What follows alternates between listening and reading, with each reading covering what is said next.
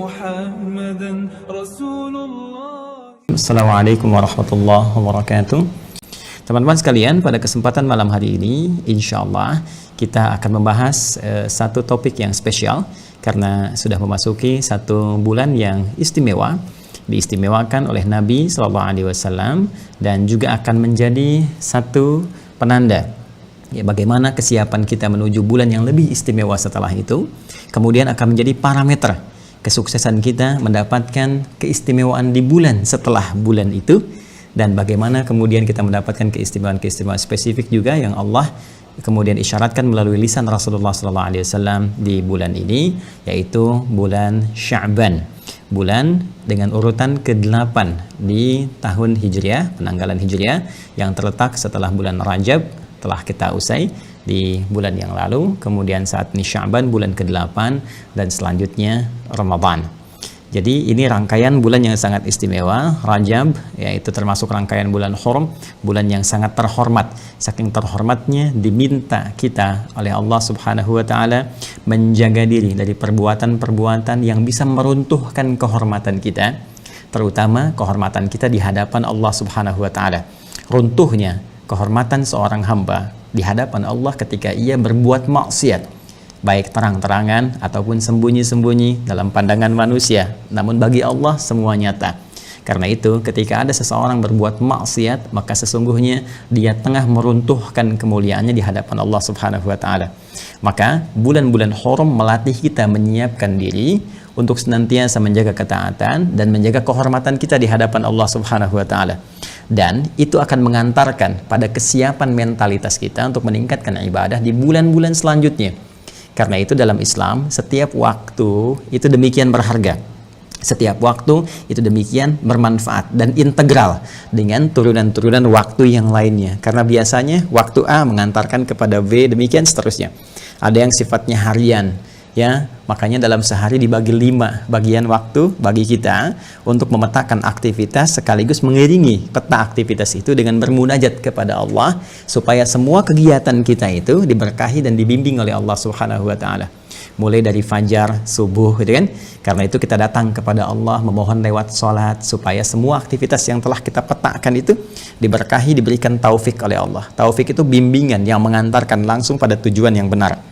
Karena itu ibadahnya disebut dengan subuh, kan? Waktunya subuh, dari kata asbah turunannya, sesuatu yang sudah siap dengan rencana, dengan keadaan yang baik, sempurna. Jadi kalau orang Arab berkata kaifa asbahtum, bagaimana keadaanmu hari ini, pagi ini, sudahkah siap dengan rencana-rencana kebaikan-kebaikan ya? Nah, demikian di Al-Quran diisyaratkan wasubhi idza tanaffas, dan demi waktu subuh yang segala kegiatan itu akan dimulai. Tanafas bersamaan dengan nafas yang kita keluarkan, titian aktivitas siap dilakukan. Pun demikian dengan alam ya, mulai berganti dari karbon dioksida hilang ya, malamnya kan dia aktif, kemudian subuh tiba dia hilang, muncul oksigen. Matahari mulai datang ya, mulai bersinar, makanya sinar pertamanya disebut dengan fajar. Semua siap, punya tatanan aktivitas. Maka kita mulai merencanakan setelah malamnya istighfar, mengevaluasi yang lalu. Fa idza faraghta fansab wa ila rabbika farghab. Jika tuntas yang ke belakang, maka siapkan yang akan datang. Maka kita menyiapkan setelah istighfar, evaluasi. Apa nih catatannya? Kemarin kurang jamaah, kemarin kurang sholawat, kemarin kurang baca Al-Quran, kemarin pekerjaan dunianya, nah ini kurang maksimal ya. Kita evaluasi untuk mengantarkan kita pada kemuliaan dunia dan kebahagiaan akhirat. Setelah itu kita siapkan untuk esok hari, kalau Allah berkenan memberikan kehidupan kembali kepada kita, kesempatan terbaik untuk memperbaiki amalan kita. Setelah kita siapkan itu, maka esok harinya subuh kita datang kepada Allah. Ada panggilan kan dalam sholat itu ya. Nah, maka muadzin memanggil Allahu Akbar, kita siap datang memohon kepada Allah. Makanya dalam sholat kita minta ya, makanya panggilan pertama menunaikan sholat itu dimintakan oleh Allah untuk menyertakan permohonan kita ya. Bukankah kita diminta saat kita akan menunaikan sholat dengan kalimat wasta'inu bis-sabri was-shalah ya, jika engkau punya persoalan dalam kehidupan, maka datanglah kepada Allah, terima dulu dengan sabar ya segala persoalan, segala rencana-rencana itu, kemudian lewat sholat mohonkan kepada Allah. Bahkan iman kita disentuh dalam Al-Quran ya, surah kedua di ayat 153, ya ayyuhalladzina amanu sta'inu bis-sabri was-shalah. Hai semua orang yang punya iman, iman kita dipertaruhkan Ya, iman kita dipertaruhkan, keyakinan kita kepada Allah dipertaruhkan. Ya, maka Allah meminta kepada kita, jika Anda punya persoalan dalam kehidupan, peta-peta jalan hidup, aktivitas-aktivitas, ingin memohon kemudahan, terima dulu itu semua dengan sabar, lalu menghadap kepada Allah lewat sholat, minta. Karena itu dalam subuh kita memohon. Ya, dari permohonan itu kita sholat dengan benar, kita minta. Makanya semua bacaan sholat itu permintaan kita. Ya, bahkan puncaknya di sebelum sujud itu nanti ya antara sujud, dua sujud itu ada duduk di antara dua sujud. Rabbighfirli warhamni wajburni warfa'ni warzuqni, itu minta rizki, minta sayang, minta perlindungan, ya kan? Minta penjagaan dan sebagainya. Karena itu orang-orang beraktivitas dari subuh nanti ke zuhur, dari zuhur nanti ke asar, dari asar ke maghrib sampai dengan ke isya. Itu peta apa? Peta harian. Ya, ada peta pekanan lewat Jumat, ya kan? Nanti ada peta bulanan lagi, ada peta tahunan, sampai kita bisa memetakan setiap waktu integral, mengantarkan satu kepada yang lainnya. Demikian tadi, setiap hari ngantarkan ke hari berikutnya, ngantarkan hari berikutnya sampai ke Jumat. Jumat puncaknya sampai ada hadis spesifik, kalimat Nabi SAW. Ya, as-salatu ila as-salawat, as-salawatu ila as-salawat, wal jumu'atu ila al-jumu'ati, wa ramadan ila ramadan kafaratun lima bainahunna, ma lam taqulil kaba'ir. Ya, bima makna wasadaqa Rasulullah sallallahu alaihi wasallam. Ya, Nabi menyampaikan salat satu ke salat yang lainnya, di antara salat itu, kemudian Jumat ke Jumat, Ramadan ke Ramadan, itu bisa menggugurkan dosa-dosa kecil secara langsung yang kita kerjakan sepanjang itu bukan dosa besar atau yang sengaja dosa dilakukan. Jadi kadang-kadang salah lihat, salah dengar, ya, ingin lihat kajian, tiba-tiba muncul iklan yang tak pantas dan sebagainya. Itu dengan menunaikan salat tanpa kita berniat tadi, tak sengaja, itu gugur. Demikian ke Jumat. Ya, makanya rugi kalau orang tidak memaksimalkan diri untuk ibadah di hari Jumat itu khususnya, kemudian sampai Ramadan ke Ramadan per tahun. Yang saya ingin katakan adalah di dalam Islam konsep waktu itu semua mengandung nilai-nilai manfaat yang saling mengantarkan pada waktu berikutnya. Jadi yang lalu jadi pelajaran mengantarkan ke masa kini, memetakan di masa depan. Pun demikian ketika titian waktu ini kita petakan sampai ke tahap-tahap tahunan dalam konsep bulan-bulan yang mengantarkan satu dengan yang lainnya. Karena itu di penganggalan Hijriyah itu bukan kata hampa makna. Dari yang bulan pertama Al-Muharram, ada kaitan dengan bulan kedua Safar, ada kaitan dengan bulan ketiga Rabiul Awal, ada kaitan dengan bulan keempat Rabiul Akhir, kaitan dengan bulan kelima Jumadal Ula, kaitan dengan bulan keenam Jumadal Akhirah, kaitan dengan bulan ketujuh Rajab, Rajab pun terkait dengan bulan ke-8 Sya'ban, Sya'ban terkait dengan bulan ke-9 Ramadan, dan 9 terkait dengan bulan 10 Syawal, Syawal nanti ada kaitan dengan yang ke-11 Dzulqa'dah, demikian ke-12 Dzulhijjah, dan 12 pun ke bulan Al-Muharram ada kaitan lagi. Lantas sekarang saat ini kita ada di bulan Sya'ban. Apa yang dimaksud dengan Sya'ban? Apa korelasi Sya'ban dengan bulan sebelumnya yaitu Rajab dan bulan setelahnya yaitu Ramadan? Sampai-sampai Nabi pernah menyebutkan dalam riwayat, inilah bulan Sya'ban. Ya, inilah bulan Sya'ban yang sering sekali tidak sedikit orang lupa. Banyak orang lupa tentang keutamaannya, sehingga mereka memaksimalkan bulan Rajab sebelumnya dan juga mengejar Ramadan setelahnya sampai lupa keutamaan di bulan Sya'ban. Ya, karena itulah kita akan mencoba mengkhususkan kajian di malam hari ini untuk menggali dan mengenal lebih dekat tentang Sya'ban. Baik, kalau sudah siap, insya Allah kita mulai dengan memohon taufik dari Allah Subhanahu wa Ta'ala. Semoga ilmu yang akan kita bahas diberikan keberkahan oleh Allah Subhanahu wa Ta'ala, dimudahkan dalam pembahasan, benar dalam menyampaikan, benar dalam memahami, dan mudah untuk diamalkan. Itu kunci yang paling utama. Baik, mari kita mulai teman-teman sekalian. Bismillahirrahmanirrahim. Terkait dengan keutamaan bulan Sya'ban, mengenal lebih dekat bulan Sya'ban. Bismillah. Pertama, kita akan coba tuliskan dulu ya nama bulannya supaya kita lebih mengetahui dengan baik dalam tulisan Arabnya ya. Seperti ini. Ya. Nanti saya akan coba share ya. Kenapa kita lebih menekankan penulisan pada tulisan Arab ya, untuk mengetahui maknanya lebih dalam, itu maksudnya. Jadi tidak ada aspek-aspek lain kecuali pendalaman terhadap makna. Di tulisan Latinnya kurang lebih ditulis seperti ini ya, Sya'ban. Baik, poin yang akan kita bahas adalah satu ya, makna atau arti kata Sya'ban ya. Apa yang dimaksud dengan Sya'ban itu, baik secara etimologi, ya, kebahasaan, juga terminologi. Terminologi ini nanti kita akan bagi secara istilah pada dua bagian. Ada yang terkait dengan kultur masyarakat Arab, ya, pada masa itu sejak zaman jahiliyah nanti sampai dengan era terminologi dalam pandangan Islam, ya, dalam pandangan Islam. Jadi aspeknya sudah masuk ke syariat di sini, ya, syariat. Kemudian setelah itu yang kedua, kita akan lihat korelasi Sya'ban, kan, dengan Ramadan, khususnya dengan Ramadan ini. Dan nanti kaitan dengan yang sebelumnya, karena di dalam Islam itu unik, ya, segala sesuatu yang ditarik ke dalam konsep syariat itu selalu menghadirkan rumus yang disebut dengan 2L plus S, ya. Nah, S-nya itu siyak yang sedang dibahas, L-nya itu yang pertama lihaq, ya. Nah, ini sibak, ya, siyak dan sibak. Jadi 1L 2S, ya. Saya ralatnya 1L 2S. Jadi ini lihaq, ini siyak, ya. Ini sibak. Nah, demikian. Lihaq itu hal yang sebelumnya, ya. Hal yang setelahnya, lahik, ya, lahik. Kemudian siyak yang sedang dibahas, ya, konteksnya. Sibak yang sebelumnya, dari kata sabiq, sibak, ya. Jadi kalau kita misalnya terapkan ke sini, kita sedang ada di Sya'ban, ini siyak yang kita bahas.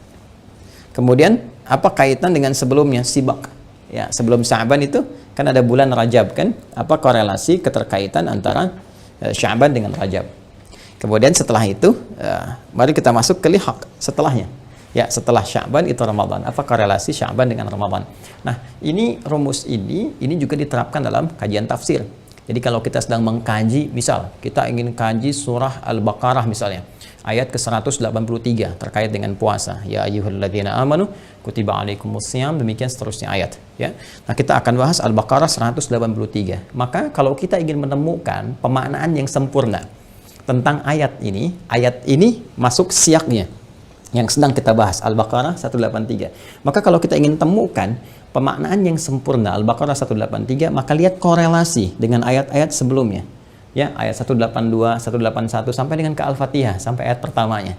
Apa korelasi Al-Baqarah 183 dengan ayat-ayat sebelumnya? Kemudian dengan ayat setelahnya sampai ke surat An-Nas, ayat 184, 185, 186 sampai Ali Imran, An-Nisa sampai ke An-Nas. Nah, ini pemaknaan seperti ini akan menghadirkan makna yang sempurna untuk memahami, sekaligus nanti memudahkan kita untuk mencerna apa yang diinginkan di balik ayat itu. Informasinya menunjuk apa? Apakah perintah, ataukah larangan, atau informatif, atau pesan, atau hikmah, dan seterusnya. Dan tentunya akan dikuatkan oleh keterangan-keterangan yang disampaikan Rasulullah SAW dalam untayan-untayan hadis dan sunnahnya. Nah, ini akan coba kita uraikan. Dari sini mudah-mudahan kita akan dapatkan gambaran satu kurikulum, nanti kesimpulannya. Ya, satu kurikulum yang disiapkan menuju bulan Ramadan. Nah, ya, poinnya.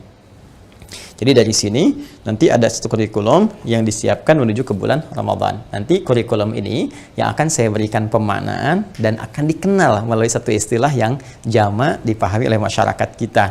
Dan seringkali dengan istilah itu nanti disebarkan menjadi taklim, ya, menjadi tausiah dan sebagainya. Sesungguhnya akarnya dari sini.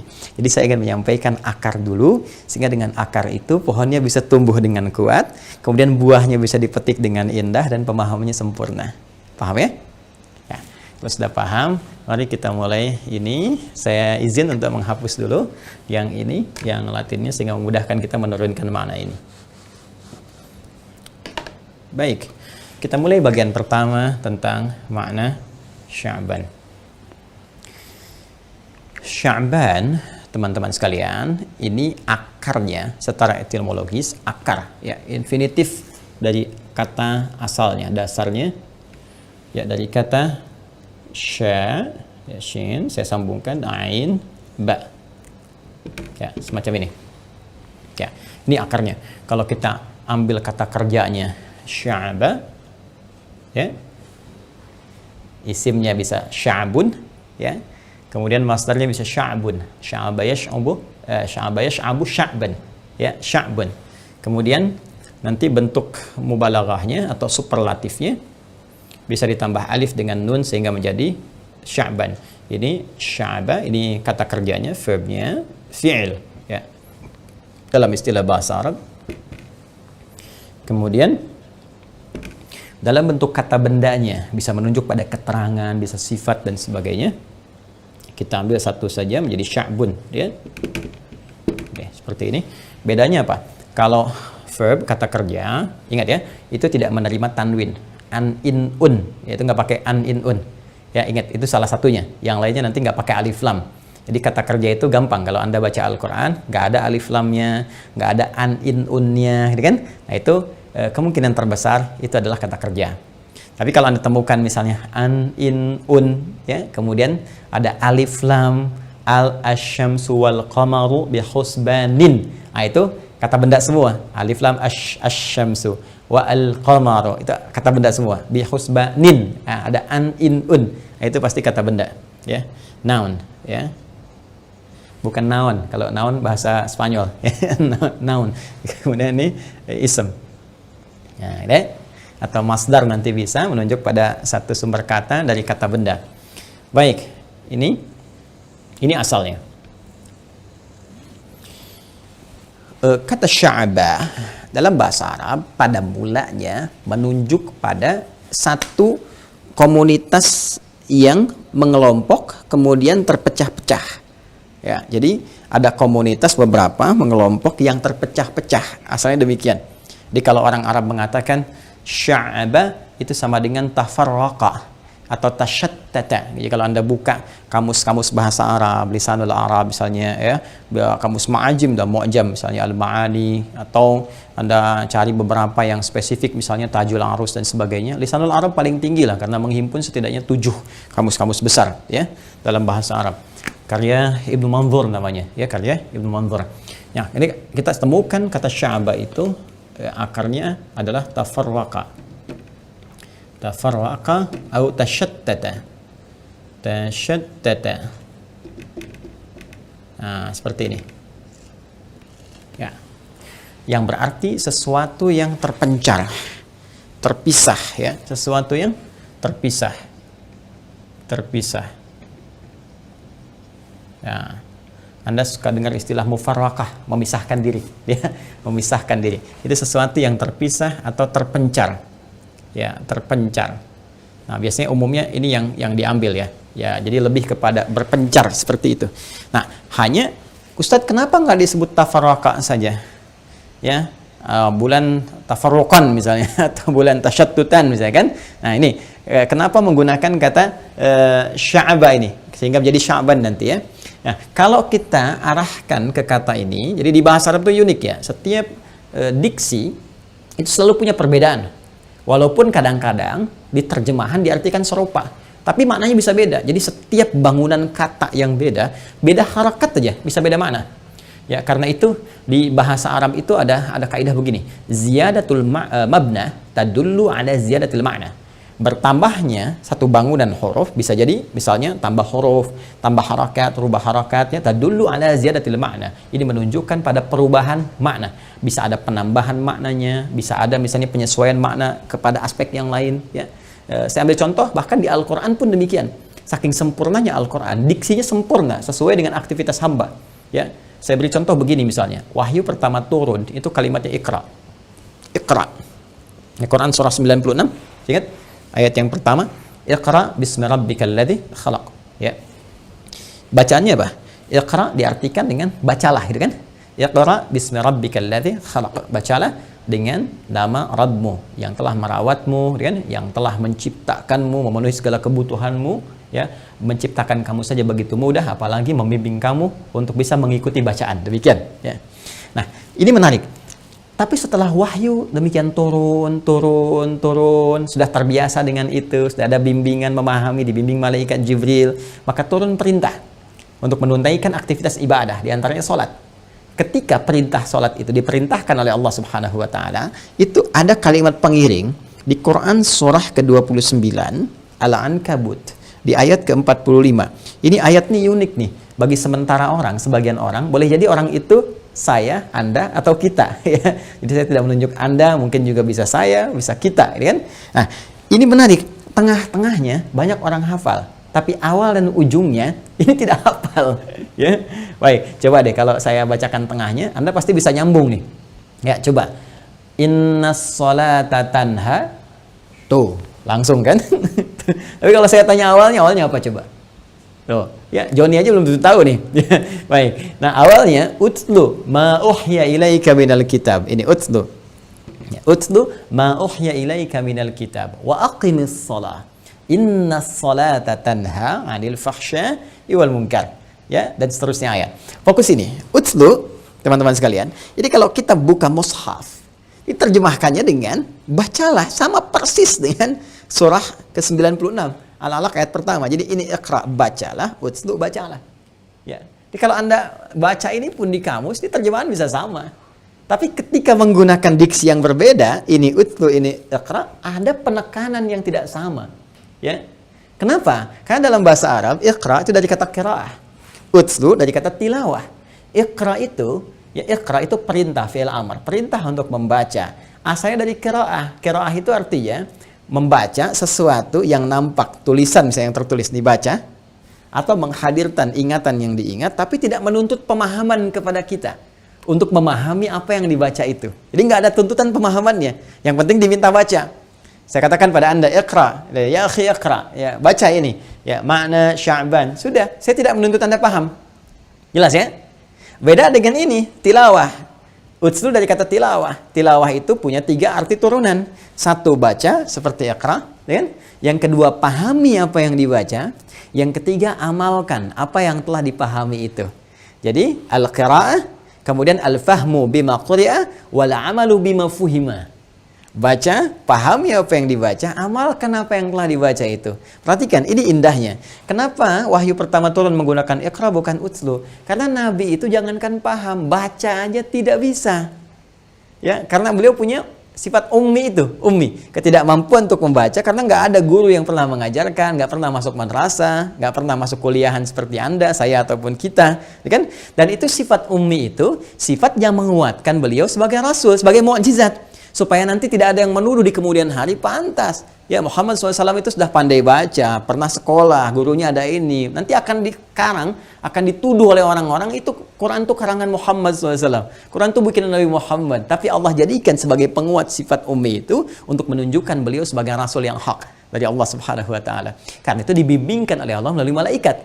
Jadi kalau kalimat pertama untuk menguatkan sifat ummi Nabi, yang jangankan paham, baca aja belum punya kemampuan. Sampai kemudian diperintahkan oleh Allah, kata Allah, hei, baca jangan karena engkau nggak pernah sekolah.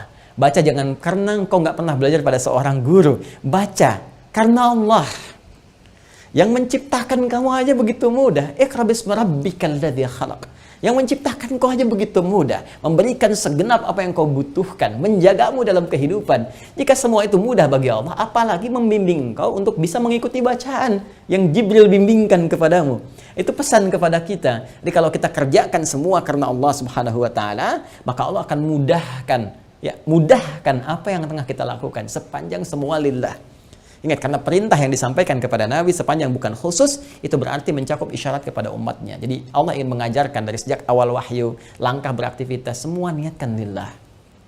Termasuk Anda, apakah belajar malam ini diniatkan karena Allah? Apakah merawat keluarga diniatkan karena Allah? Apakah mencintai pasangan diniatkan karena Allah? Apakah mencari pekerjaan diniatkan karena Allah sebagai ibadah? Atau hanya turunan kegiatan dunia saja yang tidak membedakan antara Anda yang punya iman dengan yang belum punya iman? Harus ada nilai di hadapan Allah Subhanahu wa Ta'ala. Nah, ini iqra. Perintah sholat itu dimulai dengan kata tilawah, seakan memberi kesan kepada kita, hei, sebelum sholat, Allah tidak inginkan Anda asal sholat saja. Baca dulu bacaan-bacaan sholat yang diajarkan, dipandukan oleh Rasulullah SAW. Pahami dengan baik. Ya, setelah Anda baca, pelajari, pahami, maka Anda akan bisa menikmati sholat Anda.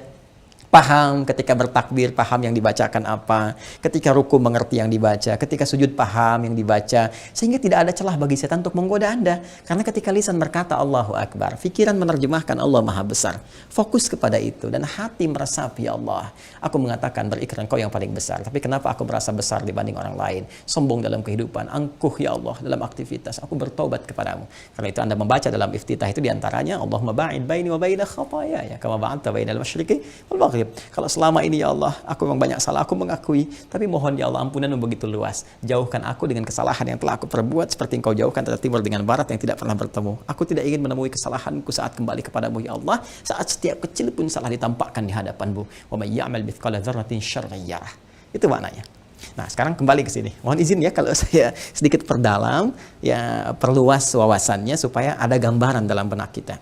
Nah, Sya'ban, tafarraqa, tashattata. Kenapa menggunakan kata ini? Kalau kalimatnya menggunakan turunan dari kata ini sya'ba, artinya yang berpencar itu, yang terpisah satu dengan yang lainnya, itu bukan orang per orang, tapi sifatnya mengelompok. Ya, sifatnya apa? Mengelompok. Ya, jadi sudah sifatnya komunal, sudah ada komunitas. Ya, baik skala kecil, bisa juga skala besar. Karena itu satu bangsa dalam bahasa Arab disebut dengan sya'b. Ya, sya'bul Indonesi, ya, bangsa Indonesia. Kalau daulah itu negara. Jadi kalau sya'b itu bangsa. Negara dan bangsa. Saya mencintai negara Indonesia. Ya, saya mencintai bangsa saya, kami adalah bangsa Indonesia. Jadi kalau sudah satu masyarakat berkumpul, punya kedaulatan, punya bahasa satu, kan, punya nilai persatuan yang sama, itu sya'b namanya, sya'bun. Jadi ada skala kecil komunitas, ada skala besar. Jadi kalau yang dimaksudkan ini sya'ba berarti tafarraqa atau tashattata, ya, atau tasya'aba. Kalau ingin ditegaskan lagi bisa tasya'aba, ya tasya'ab, ya. Jadi artinya satu kelompok-kelompok yang berpencar. Kelompok-kelompok yang saling terpisah, berpencar. Ini. Nah, kalau kelompok-kelompok itu kita ingin terangkan dalam bentuk keterangan. Kalau sudah keterangan pasti kata benda, noun sifatnya. Ya kan? Dan yang berpencar itu banyak. Bukan 1, 2, atau 3. Ya? Jadi ada kelompok A, kelompok B, kelompok C, kelompok D, terus berpencar ini. Satu demikian yang lain dengan tugas tertentu. Ya, dengan tugas tertentu, dengan visi dan visi atau misi tertentu, ya, dengan misi tertentu. Jadi berpencar nih banyak, maka jadikan bentuk superlatif. Dalam bahasa Arab disebut dengan sirah mubalaghah. Sirah mubalaghah, ya. Baik, atau sirah mubalaghah. Sirah mubalaghah itu adalah makna yang menunjuk superlatif. Banyak, sangat, besar. Di antara rumusnya tambahkan alif dan nun nih di akhir katanya. Ya, akhir kalimatnya. Misal, ini misalnya sya'bun, ya kan? Sya'bun. Nah, seperti ini. Maka tambahkan alif dan nun di ujungnya. Alif tambah nun. Ya, tambah alif tambah nun. Rumus cepat mengajarkan, kalau ada alif, ini, maka huruf sebelumnya itu akan selalu dibaca dengan A panjang.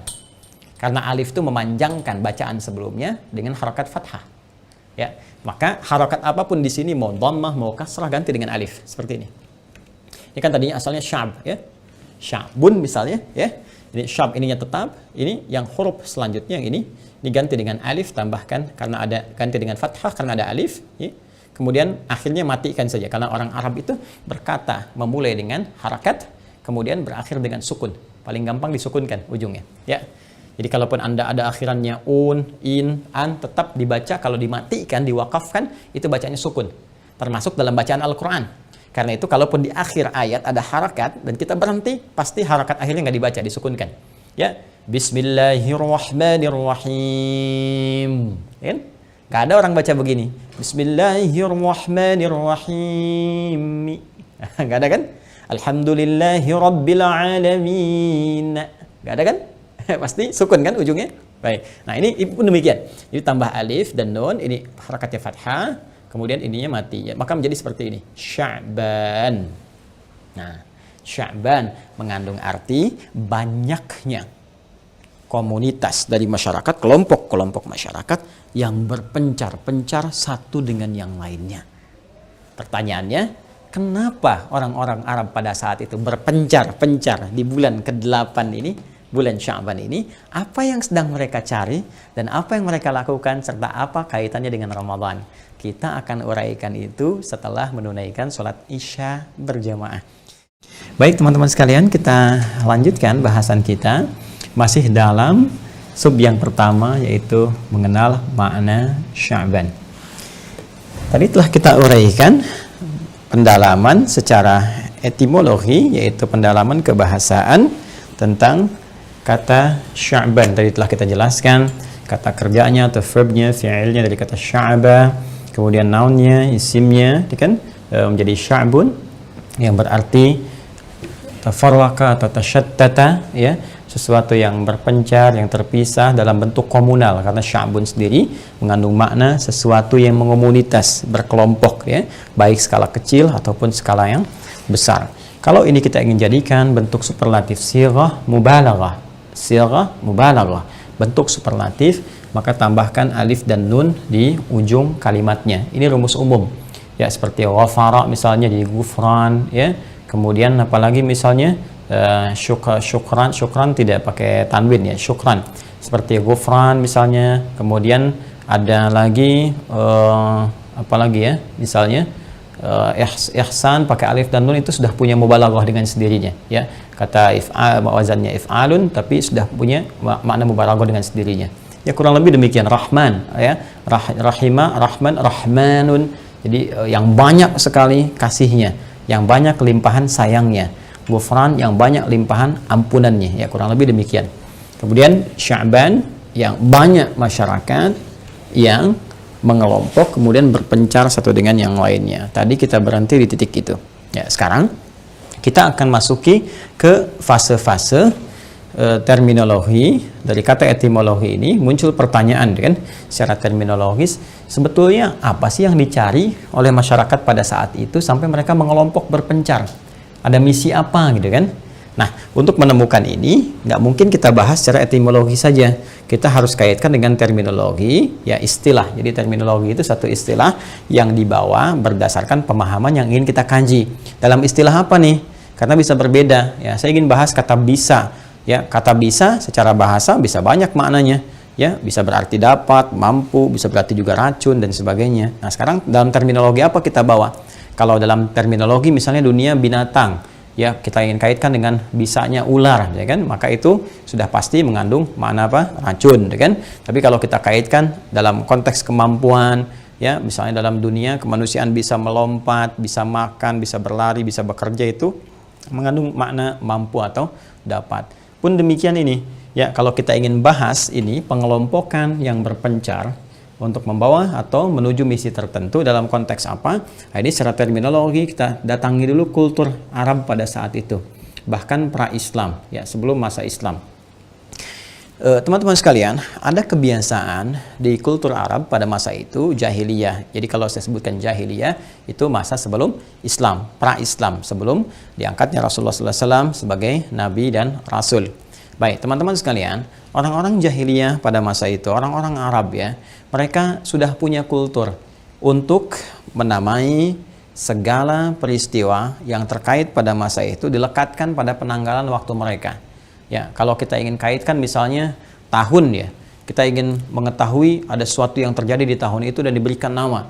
Ya, misalnya Nabi SAW saat dilahirkan, itu tahunnya disebut tahun gajah. Nggak seperti kita misalnya tahun 2021 sekarang, sebenarnya tahun 2020. Ya, kapan Indonesia merdeka? 1945, ya kan? Ada hal-hal demikian, ada tahun-tahunnya spesifik menyebut angka. Orang jahiliyah tidak. Atau skema Arab pada saat itu kulturnya tidak demikian. Jadi apa yang terjadi pada masa itu? Peristiwa besar yang mudah untuk diingat, ya kan? Oh, ternyata ada Raja Abraha datang dari wilayah Yaman, kemudian membawa pasukan gajah yang sangat besar, ingin berniat menghancurkan Ka'bah, gitu kan, yang kemudian pada saat itu digagalkan langsung oleh Allah Subhanahu wa taala dan dieksekusi seluruh pasukannya pada masa itu, bahkan diabadikan dengan turunnya surah Al-Fil itu, ya, Al-Fil, surah yang menceritakan tentang pasukan bergajah yang banyak. Alam tara kaifa fa'ala rabbuka bi ashabil fil dan seterusnya. Nah, yang paling menarik teman-teman sekalian, maka peristiwa itu sejak lahirnya Nabi SAW, ya, tahun kelahiran Nabi dikenal dengan peristiwa yang maraknya itu, yang tadi populer. Maka karena banyak gajah dikenal dengan tahun apa? Tahun gajah. Itu skala tahun. Skala bulan juga begitu. Ya, di mana mereka ingin menamai bulan, apa yang pada saat itu terjadi gitu, keadaannya bagaimana? Bisa terkait dengan peristiwa, bisa dengan alam, bisa dengan iklim dan sebagainya. Saya beri contoh misalnya ya, bulan kedua itu disebut dengan Safar. Ya, bulan kedua disebut apa? Safar. Ya, itu dari sejak bulan pertama Al-Muharram ada artinya. Ya, nanti kita bahas tersendiri ya, karena itu sering saya kaji ketika masuk bulan Al-Muharram, maka nanti bisa direferensikan kembali. Sekarang saya berikan wawasan lagi dengan izin Allah, yaitu Safar. Safar itu kan seakar ya, dengan kata sifr. Sifrun artinya kosong, nol, sifr, nol. Ya, bisa juga nanti bisa seakar dengan kata safra, ya, berarti kuning gitu kan. Safra'ul launuha, ya, safra'ul launuha di Al-Baqarah disebutkan kan mencari sapi yang kekuning-kuningan, ya kan? Nah, itu bisa kita sebutkan sifr, katanya nol, ya, bisa juga seakar dengan safra yang berarti apa? Berarti kuning, ya. Kuning atau kekuning-kuningan.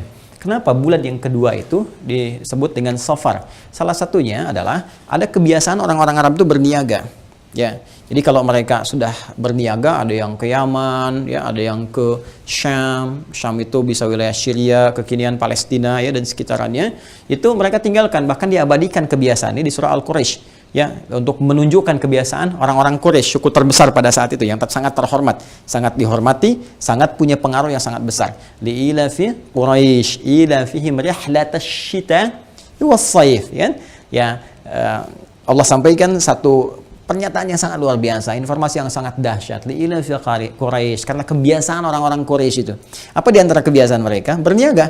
Ya, ilafihim rihlatash shita was-sayf. Mereka suka berniaga, pergi merantau baik di musim dingin ataupun di musim panas, mereka menyebar gitu kan, dan sebagainya. Banyak mereka keluar untuk berniaga. Nah, awal-awal niaga mereka itu dimulai salah satunya di bulan yang kedua. Ya, kalau kita sebut kedua dalam urutan sekarang penanggalan Hijriah, yaitu Safar, ya. Kenapa disebut Safar? Karena banyak orang keluar dari wilayah Mekah itu, ya, wilayah Hijaz itu. Mereka banyak keluar, menyebar, ada yang ke Yaman, ada yang ke Syam. Jadi seakan-akan ketika mereka berniaga, berdagang, bahkan Rasulullah pun, ya, saat di awal-awal masa mendekati masa-masa kenabian itu kan berniaga, ya, ditemani oleh Maisarah membawa dagangannya Sayyidah Khadijah gitu kan.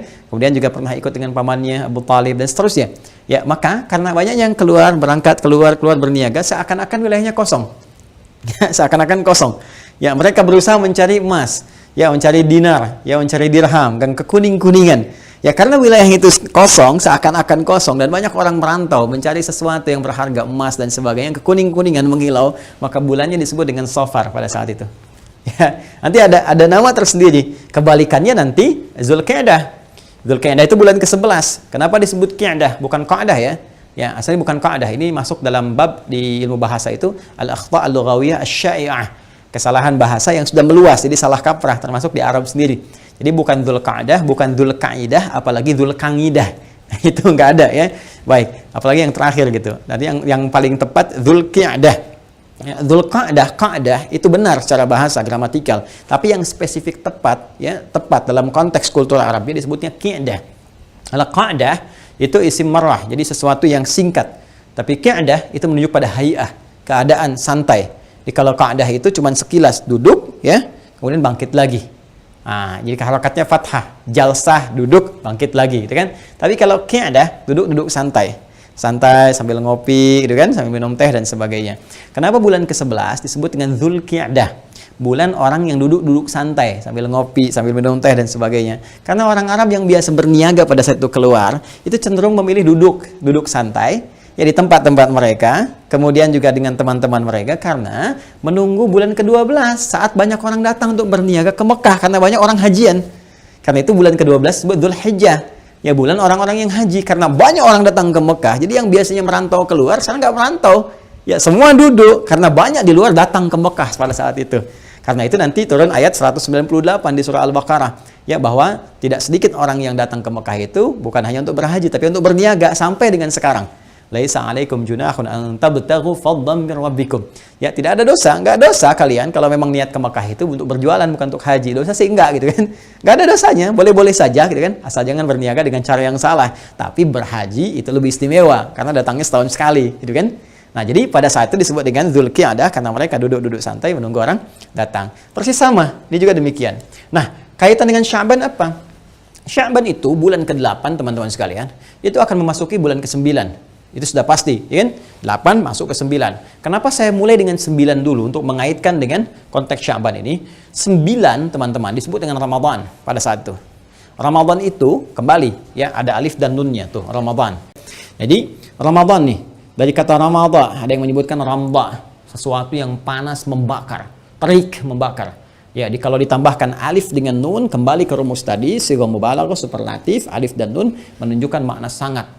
Ya, sangat. Jadi cuaca yang ekstrim, yang sangat membakar, yang keadaannya begitu terik, gitu kan, panas. Nah, jadi di waktu itu ya, di waktu itu, walaupun nanti berganti ke waktu berikutnya, ya bisa jadi musim dingin, tapi karena peristiwa awal penamaan pertamanya sangat panas terasa, maka mereka menyebut dengan nama Ramadan. Panas, terik, membakar, gitu kan? Nah, kalau sudah panas, sudah terik, itu orang-orang malas tuh keluar. Ya, jangankan dulu lah, kini saja saya alhamdulillah Allah pernah izinkan tinggal di wilayah Arab gitu kan. Musim-musim panas, teman-teman lah di wilayah-wilayah misalnya Amerika atau di Eropa, musim panasnya seperti apa? Ya, saya pernah mendapati saat di Tripoli itu musim panas yang cukup luar biasa. Sampai kalau angin datang itu, ya kita seperti ditampar gitu kalau di musim panas. Nah, ya, itu panasnya luar biasa dan uapnya kan sedikit. Kalau di kita itu, ya misalnya mohon izin ya, mohon maaf sebesar-besarnya. Kalau kita kepanasan kan keluarnya keringat, gerah. Kalau taruh kerupuk misalnya kan mengerut gitu ya. Tapi kalau di Arab tidak. Karena kering, uapnya sedikit, maka membakar sifatnya. Jadi kalau sudah panas itu panas. Ya, bisa hitam, hidung, lestreng itu kan ya. Dan seterusnya itu luar biasa. Makanya ada karunia Allah juga untuk menyesuaikan dengan iklim. Itu ada salah satu wilayah di daerah Sudan itu, ya guru saya pernah cerita, itu ada yang pigmen kulitnya itu sampai 4 ya. Ada yang putih, ada yang coklat, ada yang hitam, ada yang ungu. Ada yang ungu. Dan di antara karunianya bukan untuk menunjuk rasial, bukan. Tapi karunia Allah untuk menyesuaikan dengan lingkungan tempat dia tinggal. Yang putih mungkin biasalah ya, sekitar 20 kan, sampai 25. Yang coklat di 26 sampai 30 kan. Yang hitam itu rata-rata ya ada sampai ya 38 40 gitu, 40. Tapi yang sampai ungu itu teman-teman sekalian, itu rata-rata di 45. Kan panas biasanya. Kalau udah tinggi panasnya bisa 50, bisa 55. Dan sebagian kawan kita itu kalau mau tidur disiram air dulu kasurnya supaya terasa gitu ya, nyaman saat tidurnya. Nah, tapi apa manfaatnya bagi orang sekitaran? Ya Masya Allah, ya kan? Bagi orang yang coklat ke hitam sangat tidak bisa menyesuaikan. Tapi di lingkungan orang yang hitam misalnya, ya panasnya yang cukup terik, jangan dilihat kulitnya. Tapi bagaimana dia bisa menyesuaikan dengan lingkungan? Dia bisa beraktivitas normal-normal saja. Nyaman, siang-siang panas biasa saja gitu kan. Ya bahkan di yang ungu apalagi gitu kan, ada banyak paket hemat untuk bisa masak telur bisa cepat matang gitu kan, beraktivitasnya nggak takut hitam lagi, udah ungu gitu kan, tapi kuat gitu keadaannya, sudah bagus, sudah luar biasa. Nah itu hikmahnya diantaranya. Nah ini, tapi poinnya adalah dengan sesuatu yang panas, terik dan sebagainya, pada umumnya orang-orang Arab itu ya merasa kesulitan untuk beraktivitas, sulit gitu kan. Nah yang paling berbahaya itu sumber air. Kalau sudah kering, sudah terik, otomatis ya sumber-sumber air itu bisa kekeringan, bisa kosong. Karena itu apa yang mereka lakukan? Sebelum datangnya bulan yang ke-9 Ramadan, terik panas itu, maka mereka kompak membagi-bagi tugas-tugas kelompok. Mengelompok dibagi-bagi. Ya, suku A, suku B, suku C dikelompokin oleh mereka. Ya, ada yang jaga di rumah, ada yang berangkat semua. Nah, masing-masing itu ditugaskan oleh mereka menyebar untuk mencari sumber air. Berpencar, mencari sumber air, kumpulin supaya bisa diambil, kemudian disiapkan untuk memenuhi kebutuhan bulan ke-9, yaitu bulan Ramadan. Karena itu, kenapa bulan ke-8 disebut dengan Sya'ban? Secara kultural, orang-orang Arab pada masa itu, mereka namanya dengan Sya'ban karena mereka membagi masyarakat ke dalam kelompok-kelompok, yang kelompok-kelompok itu berusaha menemukan sumber air yang dengan itu mereka bisa melakukan persiapan sebelum tibanya bulan yang ke-9 yang panas, terik, membakar, sehingga tidak mudah bagi mereka menemukan sumber air kembali karena situasi sumur-sumur bisa kering pada masa itu. Nah ini terkait dengan aspek kulturalnya. Nah kemudian apa kaitannya dengan di era Islam? Ya, karena pada masa Islam pun sampai dengan kini teman-teman sekalian sudah kurang lebih 1442 Hijrah. Ya, sudah masuk kita ke abad ke-15 dari sejak Nabi SAW hijrah dari Makkah Al-Mukarramah ke Al-Madinah Al-Munawwarah. Sampai sekarang pun dipertahankan nama Sya'ban ini dengan pemaknaan syariat yang sangat luar biasa. Jadi saya menariknya begini, ada sesuatu yang secara kultur ya, secara kultural, secara budaya itu, ya sebetulnya kalau nggak bertentangan dengan syariat, itu syariat mengakomodir, dipertahankan, bahkan disupport. Jadi jangan selalu mempertentangkan syariat dengan budaya, enggak juga. Ya, Islam itu sangat menghargai, sangat menghargai. Di Indonesia apalagi ada budaya A, budaya C, budaya B dan sebagainya. Ya, bagi pemeluk Islam, karena undang-undang juga menjamin pasal 29 ayat 2, negara menjamin kemerdekaan tiap-tiap penduduk untuk memeluk agamanya masing-masing dan beribadah menurut agama dan kepercayaannya itu. Ya, bahkan Pancasila menjadikan jadi dasar yang pertama ketuhanan yang Maha Esa. Dalam konteks ini agama memberikan tuntunan. Ini loh, menurut syariat Islam kalau ada budaya-budaya yang seperti ini baik, bagus, ayo support, ayo dorong. Di jahiliyah juga begitu. Ada budaya-budaya yang dipertahankan oleh Islam sampai dengan kekinian. Di antaranya apa? Nama-nama ini. Nama-nama yang berkembang. Nanti bahkan ada nama-nama yang melekat pada gelar. Misalnya abu dan sebagainya. Itu jangan dikira nama Islami, bukan. Itu sejak jahiliyah sudah ada. Ya, sudah ada. Nabi Muhammad SAW itu dikenal dengan Abul Qasim, gitu kan? Ada lagi Abu Abdurrahman. Yang Abdullah bin Mas'ud itu gelarnya Abu Abdurrahman dan seterusnya. Jadi jangan misalnya hijrah langsung pakai Abu, tidak juga. Ya, jadi tidak semua yang Abu itu bisa berkonotasi baik, belum tentu. Ya, Abu Jahal juga Abu Jahal gitu kan. Itu menunjuk kepada sifat. Jadi jangan kalau ada Abu misalnya ini Islami belum tentu. Ya ada Abu Jahal kan, jadi ada sifat yang melekat pada kejelekan disebutkan supaya dominan dikenal. Ini orangnya kontroversial, ini orangnya aneh gitu. Nah, itu kan sebutan masyarakat. Yang paling aneh kalau menyebut dirinya sendiri misalnya dengan sifat jelek, ya menggunakan kata Abu itu paling aneh gitu. Ya, karena di Arab pun itu sebutan-sebutan umum dari masyarakat. Biasanya kalau menyebutkan penghargaan baik itu pada anak pertama sebagai doa. Ya, misalnya Nabi SAW punya anak pertama Al-Qasim, maka disebut Abul Qasim untuk memberikan selamat kepada Rasulullah SAW dengan lahirnya anak pertama, semoga menjadi berkah dalam keluarga dan sebagainya. Itu asalnya. Nah, termasuk ini teman-teman sekalian. Ya, dalam konteks ini penamaan tahun Hijriyah sepanjang ya itu asalnya dari pra-Islam sebelumnya, nama-nama baik. Kemudian ketika masuk Islam nggak bertentangan, bahkan maknanya ada korelasi dengan nilai-nilai dalam syariat Islam. Apa di antara korelasinya? Mari kita lihat.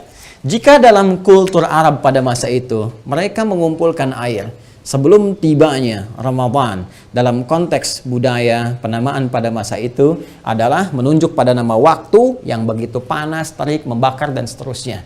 Bukankah dalam syariat Islam, teman-teman sekalian, Ramadan disebut dengan Ramadan? Bahkan namanya dipertahankan dalam Al-Quran. Disebutkan di Quran surah kedua Al-Baqarah di ayat 185.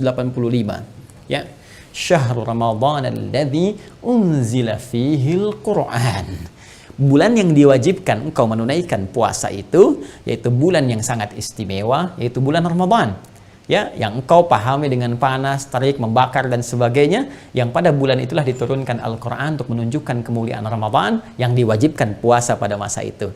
Kenapa ibadah puasa yang diturunkan oleh Allah Subhanahu wa taala perintahnya kepada Rasulullah dengan turunnya Quran surah kedua Al-Baqarah ayat 183, ya ayyuhalladzina amanu kutiba alaikumussyam kama kutiba alal ladzina min qablikum la'allakum tattaqun. Kenapa kemudian salah satunya kewajibannya turun di bulan Ramadan dan menggunakan nama yang sama? Karena manfaat puasa itu bisa membakar, menghanguskan dosa-dosa hamba yang mau beristighfar, yang mau bertobat, yang mau mohon ampunan kepada Allah Subhanahu wa taala dengan perasaan yang tulus dan dengan kesungguhan yang luar biasa. Di situ Nabi menyampaikan, "Man shoma ramadhana imanan wa ihtisaban, ghufira lahu ma taqaddama min dzambi."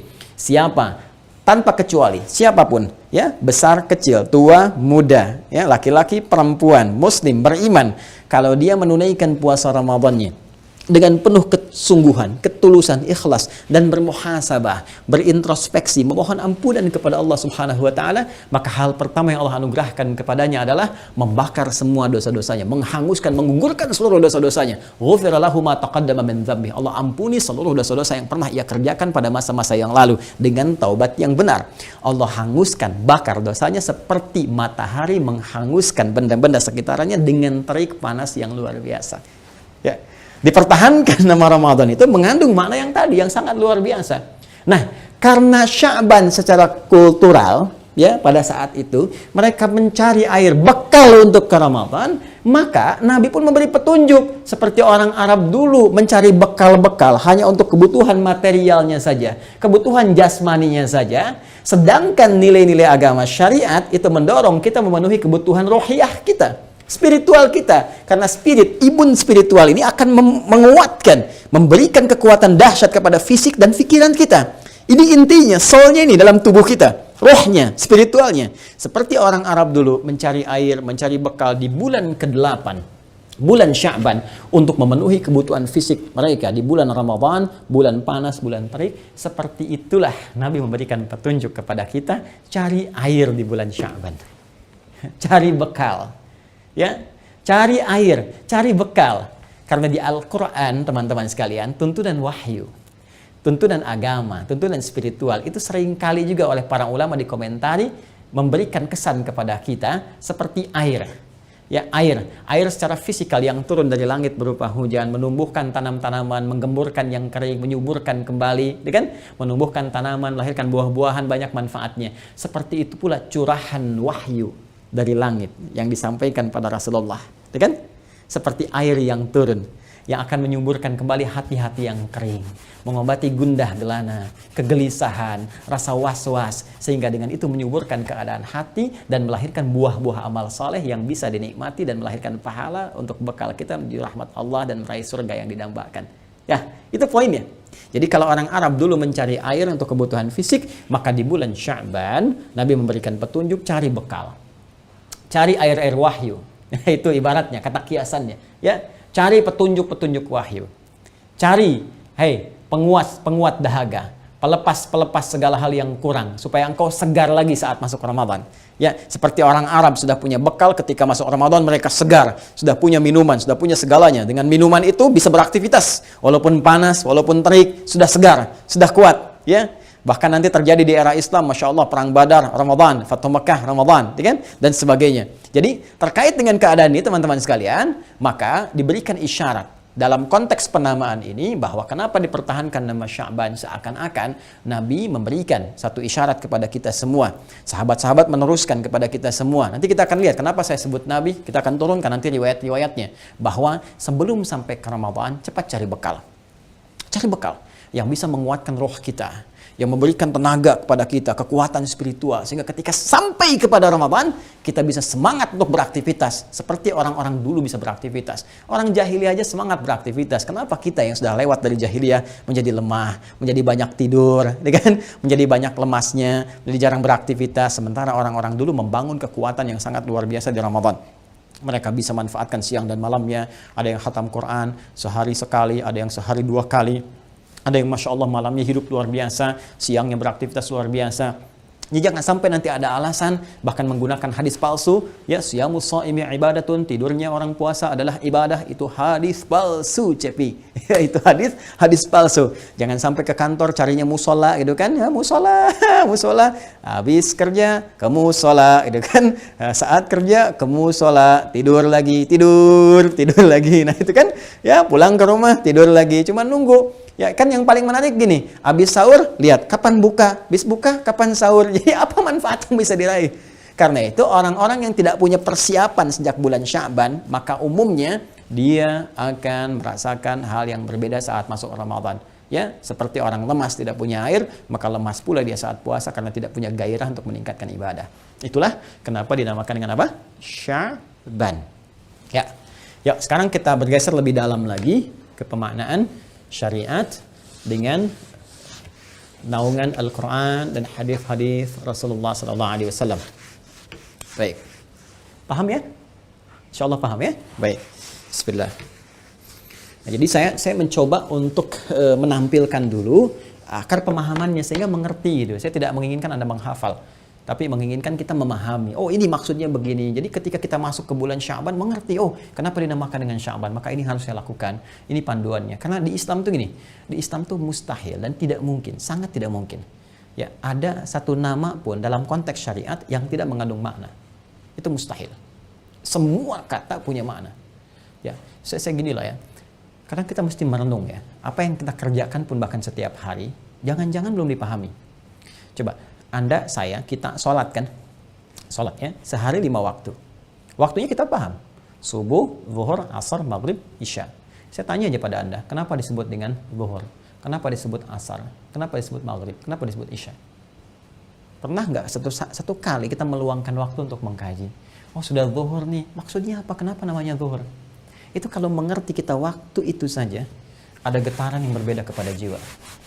Akan ada sesuatu yang lain yang terasakan. Seakan-akan hidup kita itu selalu ingin memanfaatkan waktu dengan baik gitu. Ya, ada pacuan yang tidak biasa. Apalagi kalau sudah masuk ke istilah-istilah spesifik ibadah.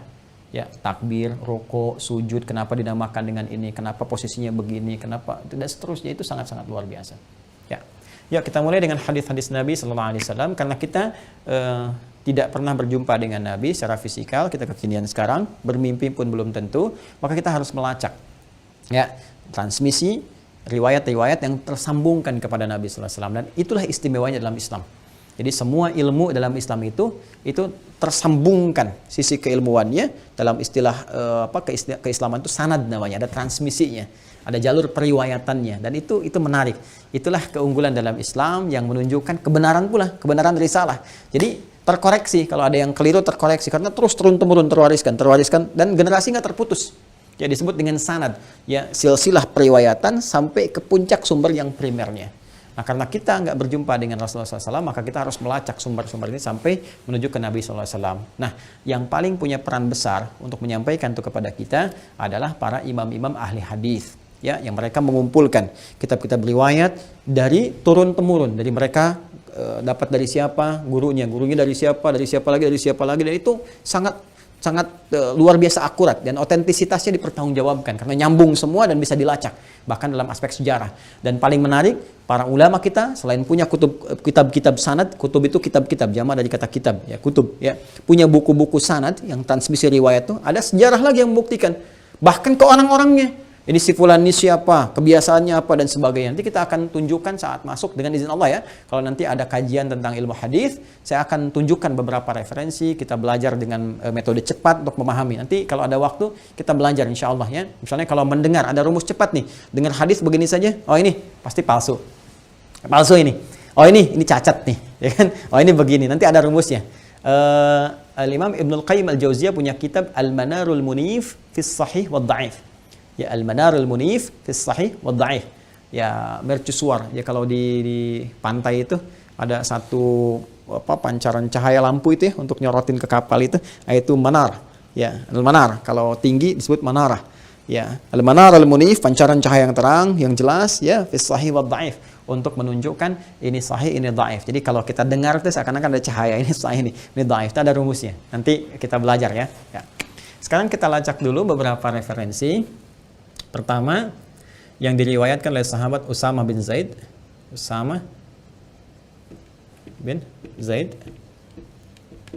Itu referensinya di dalam Musnad Imam Ahmad. Mohon izin saya menyampaikan berdasarkan tema kita ya, secara tematik urutannya.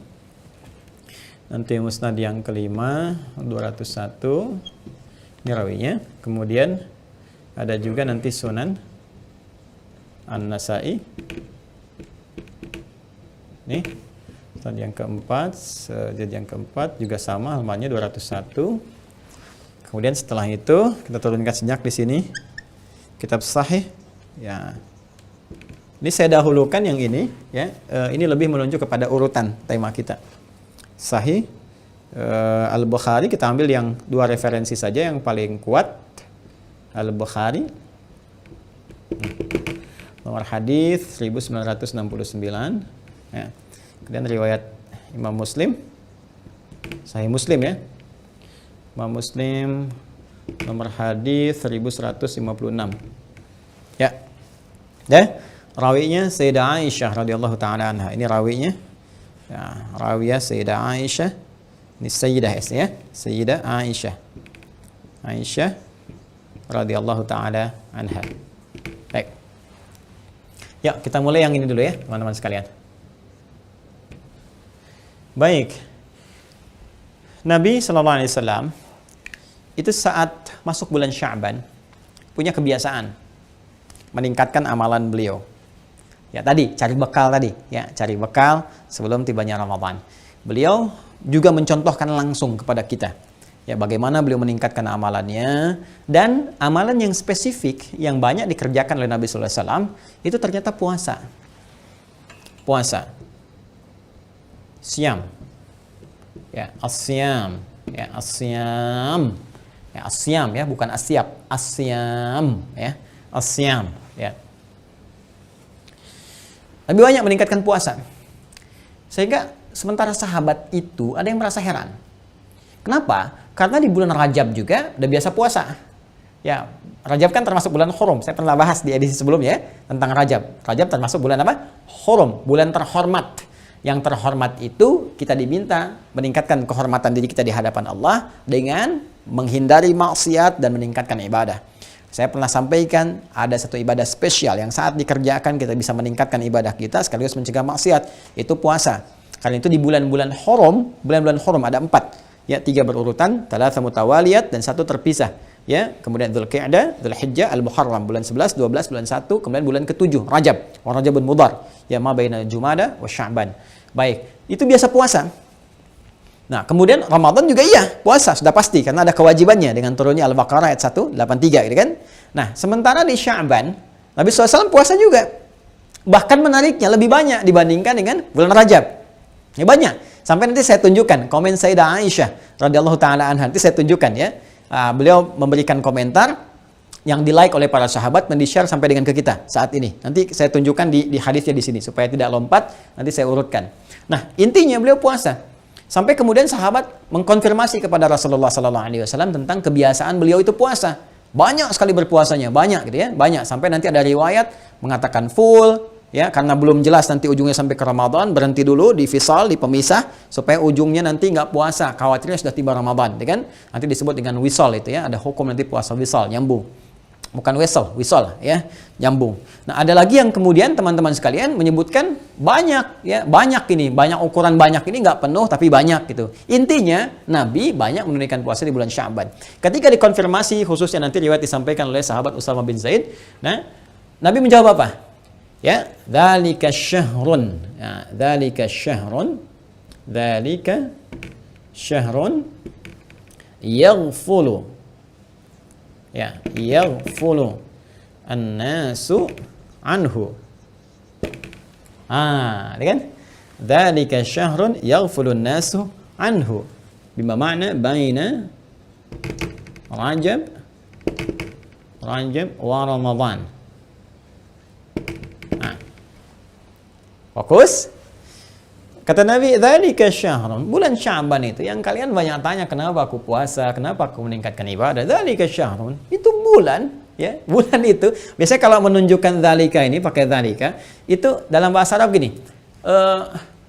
Kita ingin menunjuk aspek ada 2. Kalau ingin langsung real itu menunjuk sesuatu yang jauh. Jauh. Unzur ila dzalikal masjid. Lihat ke masjid itu tuh, ya. Jauh. Kalau dekat hadza ini. Ya, la ana urid hadzal masjid faqat. Tidak, saya pengen masjid yang ini saja, gitu kan? Hadza. Tapi ada juga kita gunakan kiasan majaz untuk menunjuk satu hal yang istimewa, agung. Ya, untuk menunjuk bahwa ini sesuatu yang jauh dari apa yang kau bayangkan, tidak sama dengan apa yang kau pikirkan, istimewa. Ya, maknanya ini, ya, tapi menunjuk sesuatu yang istimewa. Ya, seperti contohnya apa? Al-Baqarah ayat kedua. Dzalikal kitabu la raiba fi hudal lil muttaqin. Kalau Anda cek di terjemahan, itu artinya kitab ini, Al-Quran ini. Kok bisa dzalika diartikan ini di situ? Ya, padahal dzalika itu kan dalam konteks bahasa yang standar gitu kan. Kenapa diartikannya ini tapi menggunakan dzalika, diksinya kalimatnya itu ingin mengungkapkan sesuatu yang agung. Karena asalnya begini, kalau kita bedah itu, dzalika itu dza lam dengan kaf. Dza-nya dari hadza, kan? Kalau kita ingin ambil konteks yang majaznya ya, yang menunjuk sesuatu yang agung ya. Dza-nya ke hadza, lamnya lamul bu'di. Ini agak dalam ngajinya sedikit ya. Kafnya kaful khitab. Kaful khitab menunjuk kepada yang diajak bicara. Ya, yang dikhitab, diajak bicara. Ya, dza artinya ini, lamul bu'di menunjuk yang jauh, kaful khitab. Jadi saat Al-Qur'an diturunkan, ya itu banyak orang yang mencibir Nabi, yang komen gak bagus. mencela Nabi, menuduh Nabi, ya, bahkan meragukan Al-Qur'an, ada yang ingkar sampai nuduh, ya. Jadi kalau cuma meragukan syakka yashukku. Ya, syakka yashukku. Tapi kalau ragu sambil nuduh, ya, kayaknya bukan ya. Al-Qur'an itu bukan dari wahyu Allah itu. Tapi nuduh itu rekayasa Muhammad aja kayak SAW. Ya, itu rekayasa. Muhammad itu penyair, Muhammad itu penyiir, tuduhan orang-orang dulu. Mereka itu meragukan sekaligus tuduh. Di dalam bahasa Arab disebut dengan raba, ya rubu raiban, raib. Ya, makanya ketika mereka mohon maaf mencibir Nabi, mengejek Nabi, menuduh Nabi, turun pembelaan langsung dari Allah Subhanahu wa taala. Hei, dzalikal kitab, kitab ini, Al-Qur'an ini, ini, ya, jauh sekali kamu dari apa yang kau bayangkan, dari apa yang kau pikirkan, dari apa yang kau tuduhkan. Ya, dzalikal kitabu la raiba fi. Tidak pantas kamu menuduh Nabi SAW. Tidak pantas kamu menuduh Al-Quran. Gak ada keraguan di dalamnya. Gak seperti yang kamu tuduhkan. Ya, kamu nuduh tapi gak punya bukti. Itu kalau kita ngaji agak dalam, temukan keindahan ini. Apa kaitan dengan pembahasan kita? Kata Nabi, dzalika syahrun. Kalau kita ingin turunkan ini dengan pemaknaan agung, menunjuk keagungan, bulan itu, Sya'ban itu sebetulnya agung. Tidak seperti yang kamu bayangkan.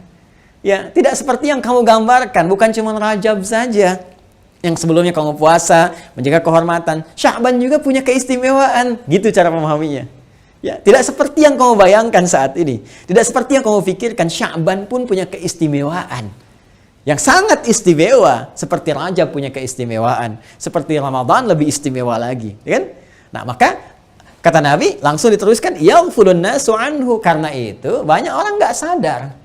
Ya, ghaflah itu lalai, yang nggak sadar, ya nggak sadar. Banyak orang nggak sadar bahwa itu tuh punya keistimewaan, kata Nabi. Ya, nah, maka pertama Nabi menunjukkan Sya'ban itu yang mana letaknya supaya nggak salah. Ya, kalau orang-orang dulu sudah mengerti pasti letaknya di situ, kan? Tapi bagi kita sekarang kan mencari, coba anak-anak sekarang, ya tanya aja sekarang. Ayo coba bulan Safar bulan keberapa? Apa? Sabar? Bukan Safar. Ya Safar sih kok so good, maaf gitu. Bukan itu, bulan Safar bulan keberapa? Ya, oh Safar perjalanan maksudnya. Papa mau Safar. Tuh, kan? Coba tanya, Safar bulan keberapa? Ya, Syawal bulan keberapa? Tuh. Coba dicek lagi generasi TikTok nih yang sekarang nih. Ya, jadi kembalilah untuk mengejar kembali, ya, mendalami kembali agama dan sebagainya, supaya kita mendekatkan diri kepada Allah dengan cara yang lebih baik. Maka Nabi berikan kisi-kisi kepada kita. Baina Rajab wa Ramadan. Sya'ban yang dimaksudkan yang istimewa ini baina, di antara Rajab bulan ke-7 wa Ramadan bulan ke-9. Ya. Jadi antara 7 dan 9. Berarti berapa?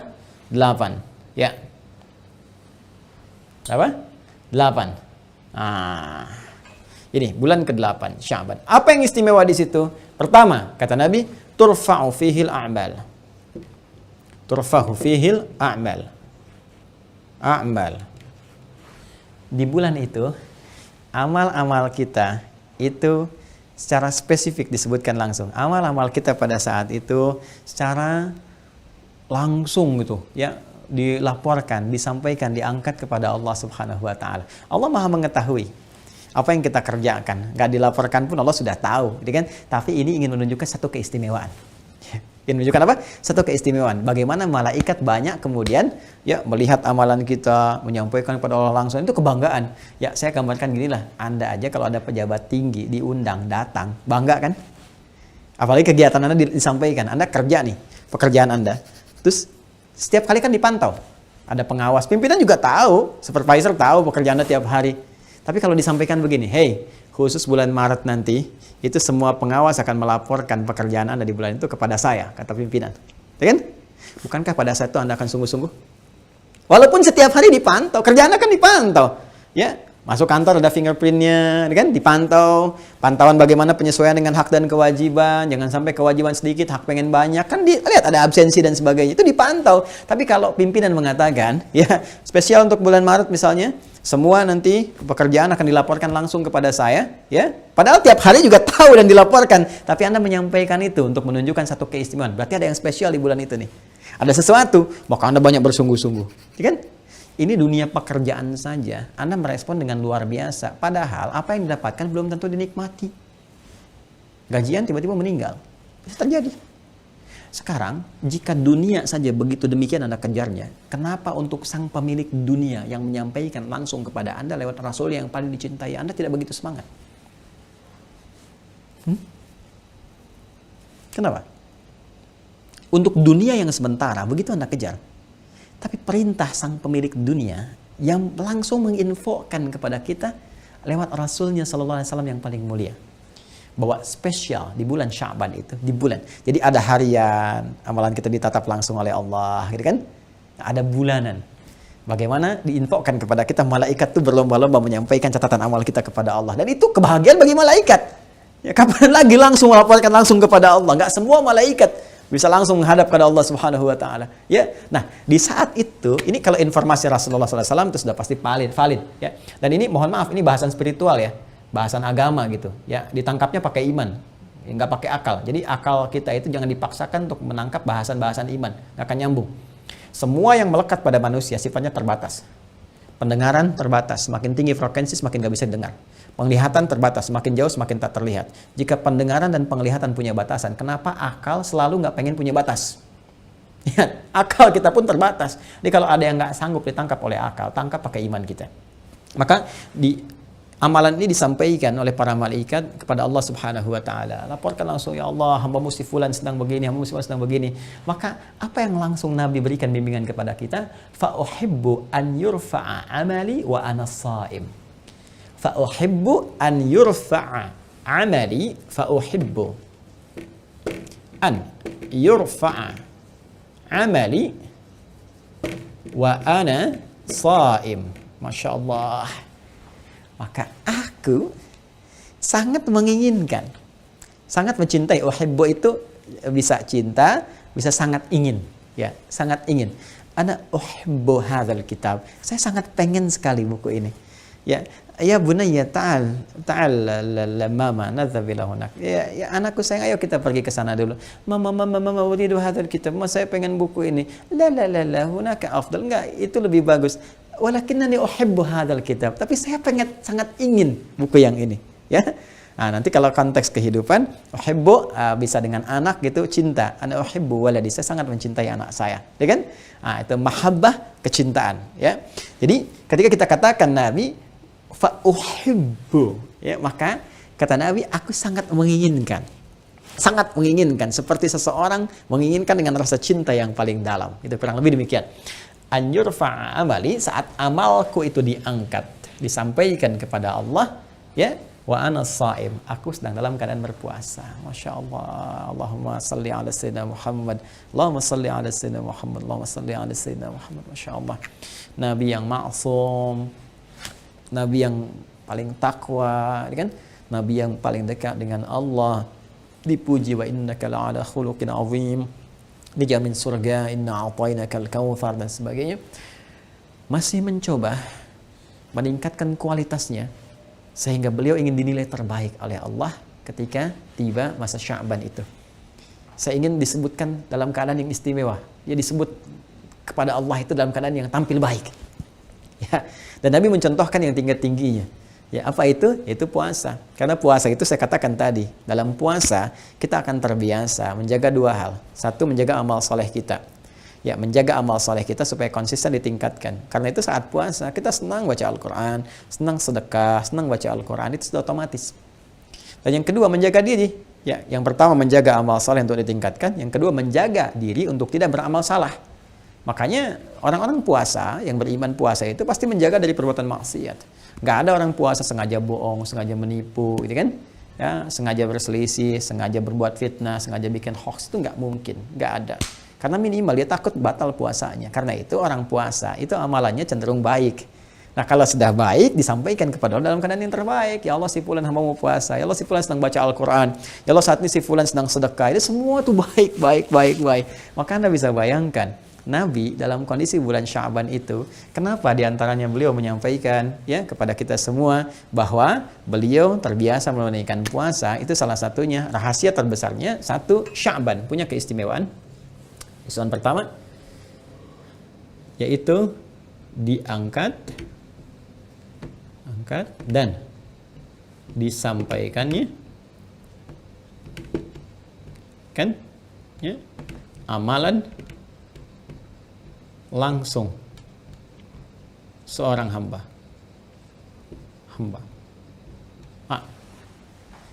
Jadi kalau biasanya kan hari-hari biasa dicatat, malaikat catat kan raqib atid, ya. Hadza ma ladayya atid, ya. Inilah ada yang nyatet nih. Ya, ada raqib, ada atid, kan? Itu catat di surat Qaf itu kan disebutkan teman-teman sekalian.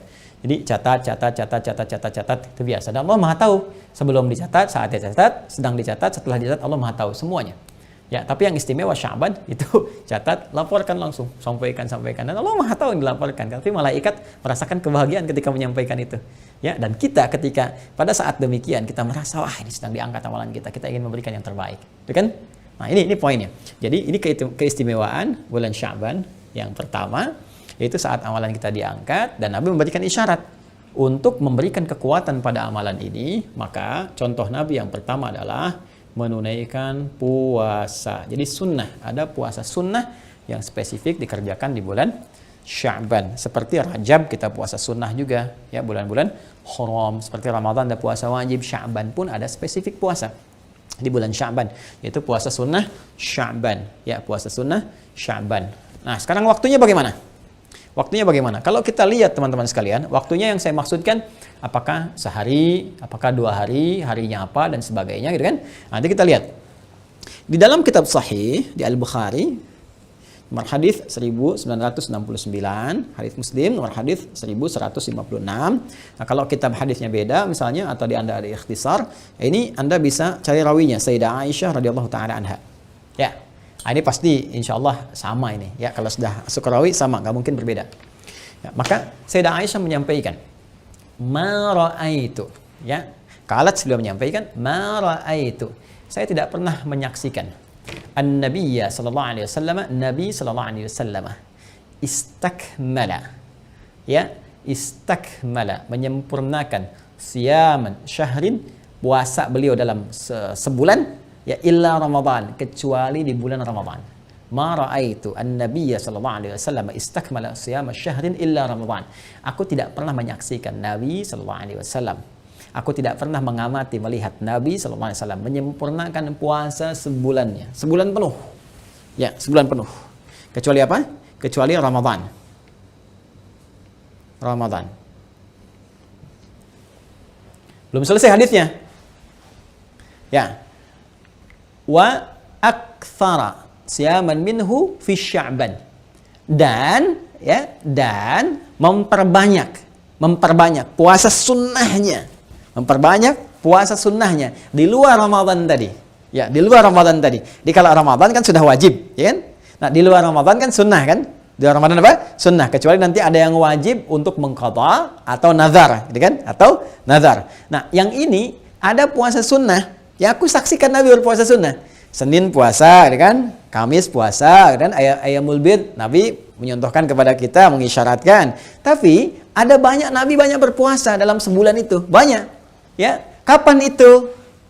Fi Sya'ban, di bulan Sya'ban. Ini bulan yang ke-8 tadi, Sya'ban. Jadi tidak pernah aku menyaksikan Nabi sallallahu alaihi wasallam menyempurnakan puasa sebulan penuh, ya kecuali di bulan Ramadan yang wajib tadi, dan memperbanyak puasa sunnahnya di bulan apa? Sya'ban. Bahkan ada riwayat menyebutkan teman-teman sekalian bahwa kadang Nabi penuh puasa Sya'ban. Ada riwayat menyebutkan demikian. Ada riwayat menyebutkan ya memperbanyak. Jadi ada pernah sekali disebutkan penuh. Ya, jadi kalau Sya'ban ya misalnya 29 hari, 30 hari, kan? Tapi Nabi pun menegaskan nanti ada hukum puasa wisal yang menyambung. Jadi khawatir karena dulu belum diketahui, nggak seperti kita sekarang. Ya, untuk ru'yat canggih, ada teleskop, ada macam-macam dan sebagainya. Bahkan falaknya udah makin canggih. Nah, tapi karena di zaman Nabi itu belum secanggih kita sekarang, maka dikhawatirkan nanti tahu-tahu sudah masuk Ramadan, masih puasa Sya'ban, niatnya salah gitu kan. Karena itu nanti di pembahasan fikih-fikih klasik itu ada, kalau sudah mau masuk mendekati ke akhir Sya'ban jangan puasa lagi. Ya, khawatirnya sudah masuk apa? Ramadan, ada jeda. Nah, karena itu ulama kontemporer sekarang mengatakan tapi kalau sudah diketahui jedanya maka boleh kalaupun mau penuh. Ya, karena ilatnya dulu dilarang gitu karena dikhawatirkan masuk Ramadan. Tapi kalau Ramadannya diketahui maka tidak ada masalah di situ. Ya. Karena al-hukmu yaduru ma'a illatih. Itu di ilmu ushul fikih. Al-hukmu yaduru ma'a illatih. Hukum itu dalam fikih itu melekat berdasarkan sebabnya, illat. Jadi kalau sebabnya hilang, Sepanjang hukumnya bukan melekat wajib kepada kita, maka bisa hilang. Tapi kalau sudah wajib melekat, maka nggak dipandang ilat. Ya, makan daging babi haram. Ya jangan ditanya apa ilatnya, kalau itu perintah. Ya wajib kita untuk meninggalkan. Walaupun Anda mengatakan, karena ini dikaji, ini ada belatungnya, ada ininya, ada joroknya. Jadi kalau babinya sudah nggak jorok sekarang, dikasih makannya yang bersih-bersih, yang menyehatkan, jadi halal. Nggak begitu juga. Ya, jelas paham ya? Nah, tetap mengikat hukumnya. Jadi kembali kepada Sya'ban ke sini, Nabi SAW tercatat dalam sejarah itu memperbanyak puasa di bulan Sya'ban. Yang dilihat esensinya bukan sekedar puasa. Ya, bukan menjaga lapar, menjaga haus, nahan semuanya gitu kan, tapi tidak demikian adanya saja. Nabi lebih memberikan isyarat kepada kita untuk kembali ke makna Sya'ban yang sesungguhnya. Yang tadi secara filosofis adalah mencari bekal-bekal yang terbaik, menyiapkan diri kita dengan mulia, dengan baik gitu kan. Supaya apa? Supaya siap-siap di bulan yang ke-9. Supaya dosa-dosa kita bisa dibakar, dihanguskan, ya, seperti halnya Ramadan pada masa itu membakar dan menghanguskan dengan teriknya matahari sekitaran benda-benda sekitarannya. Maka demikian kita berharap di bulan ke-9 saat Ramadan, dosa-dosa kita digugurkan oleh Allah Subhanahu wa taala, dibakar, dihanguskan dengan suasana Ramadan yang kita siap menjelangnya. Itulah keutamaan pertama dan amalan yang dikerjakan oleh Nabi. Karena itu tidak ada amalan spesifik untuk berlatih kecuali apa? Kecuali puasa. Dan puasa itu sangat efektif karena ketika kita membiasakan minimal di Sya'ban, ke Ramadan sudah siap. Ya, karena itu saya izin ya untuk mengingatkan. Pertama, bagi teman-teman yang mu'alaf misalnya, ya, yang di tahun-tahun ini belum sempat memulai puasa, ya, bersiap Ramadan, itu bisa latihan sekarang. Ya, anak-anak kita yang balik nih tahun ini yang belum biasa puasa misalnya, yang belum berlatih, bisa berlatih di bulan Sya'ban. Jadi jangan sampai Ramadan nanti pas jadikan latihan. Nah, sekarang mulai latihan. Yang namanya latihan nggak perlu dipaksakan. Artinya memulai bertahap dulu. Misal nanti saya mulai hari Senin nih, insya Allah, bismillah, Senin mulai. Karena baru pertama puasa, misalnya jam 12, aduh, kok perutnya udah perih ya, nggak bisa ditahan, gitu kan. Nggak apa-apa buka. Nanti setelah menyesuaikan, besoknya tambah lagi sampai ke asar, gitu kan. Ini maghribnya sejam 6 lewat 6. Asar jam 4 nggak kuat, gitu ya. Tahan sampai jam 5 misalnya kan. Tapi situ sudah perih, sudah sakit, jangan dipaksakan. Termasuk anak-anak kita ya, yang baru-baru. Jangan ibu mengatakan, ayo nak, berjuang, jihad fisabilillah. Jihad apaan? Udah, cepat buka. Ini kan puasa sunnah. Buka, sudah buka, kemudian siap lagi, besok terbiasa, sehingga besoknya lagi lebih menikmati sampai ke maghrib, Masya Allah. Sampai maghrib aja, jangan terlampau soleh ya, berarti sampai ke isya, tidak. Maghrib aja. Di sampai maghrib buka, karena nanti ada aliran yang terlampau soleh. Ya, aliran terlampau soleh, jadi bukanya pas isya. Pas isya. Ya, jadi salah mengartikan ayat tsumma atimmus syiyama ilal lail. Ya, sempurnakan puasa sampai menuju lail malam. Jadi mereka mengartikan maghrib belum buka, isya bukanya. Hati-hati, itu aliran yang menurut saya sangat bermasalah, kontroversial. Kenapa? Nabi aja sesoleh-solehnya bukanya maghrib. Anda bukan Nabi, kenapa isya, Joni? Jadi kalau ada yang Anda bertamu, maghrib dia tiba-tiba pamit ke kamar dulu apa, terus isyanya makan, itu patut diduga gitu ya. Ditanya itu, tanya supaya kita tidak menduga yang macam-macam. Sampai maghrib, sampai kita terbiasa lagi mengerjakan itu semua sampai ke Ramadan kita maksimal. Ya, dan boleh berdoa, kita minta kepada Allah.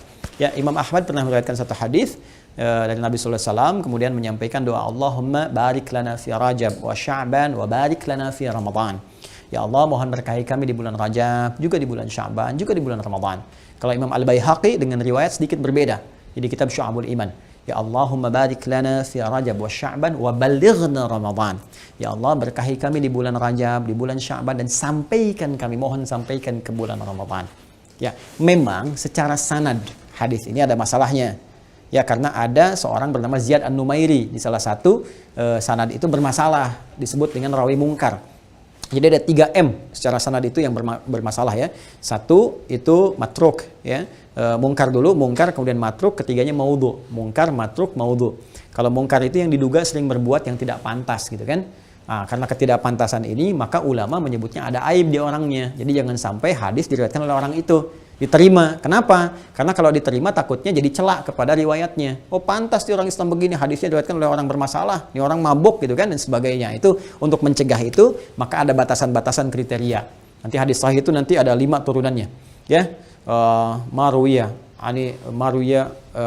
adil abdid dhabiti an adil dhabiti min ghairi syaddin wala illatin qadihatin kan.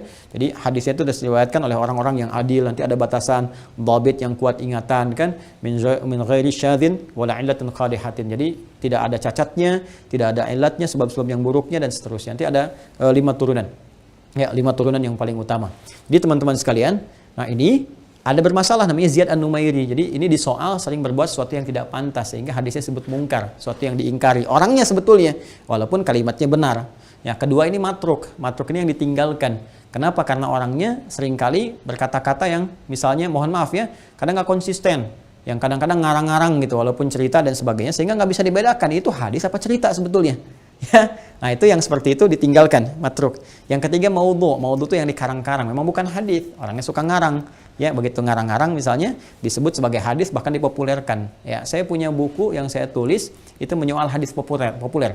Nanti mungkin kita bisa cetak ulang, teman-teman bisa dapatkan beberapa yang populer di masyarakat ternyata hadisnya bermasalah. Ya, contoh makan saat lapar berhenti sebelum kenyang. Ternyata bukan hadis loh. Itu kisah. Nah, cuma bagaimana menghukumi doa tadi? Sederhana sebetulnya. Yang bermasalah itu teman-teman sekalian orangnya. Ya, di jalur sanad. Sedangkan doanya itu gak ada masalah. Matannya gak ada masalah. Baik, gak ada masalah. Jadi sederhana saja. Bacaannya itu gak apa-apa. Yang kita tepikan tuh orangnya. Ya, kalaupun kita nggak anggap sebagai hadis, ya anggap sebagai doa saja. Kita tepikan hadisnya kalau dianggap sebagai bagian bermasalah. Ingat, jangan dipotong ya ceramah saya. Yang saya maksudkan menepikan sanad dalam konteks tadi.